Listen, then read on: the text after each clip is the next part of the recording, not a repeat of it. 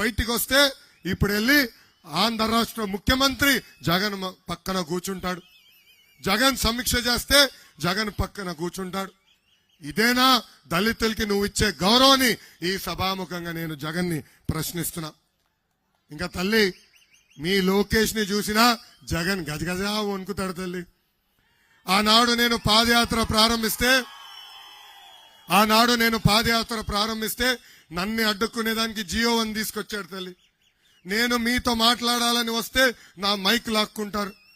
నుంచుని ప్రజలకి చేయి ఊపాలని నేను అనుకుంటే స్టూల్ లాక్కుంటారు. ఇంకా నేను బండి ఎక్కి చేయి ఊపితే ఆ బండి కూడా లాక్కుని తీసుకెళ్లారు తల్లి. అడుగడుగునా నన్ను ఇబ్బంది పెట్టారు.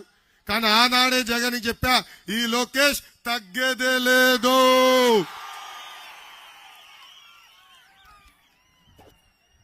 ఇప్పుడు ఎర్రబుక్కమైన కూడా కేసు పెట్టారు తల్లి.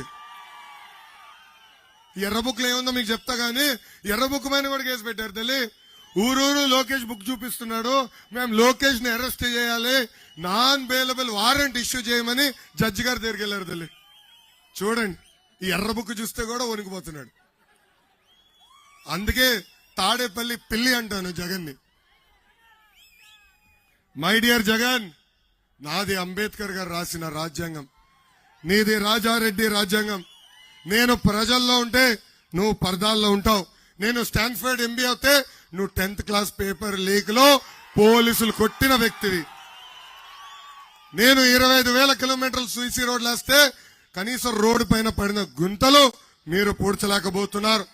నేను TCL, HCL, ఫాక్స్కాన్, జోహో లాంటి కంపెనీలు తీసుకొస్తే మీరు boom boom, president medal, Andhra gold తీసుకొచ్చిన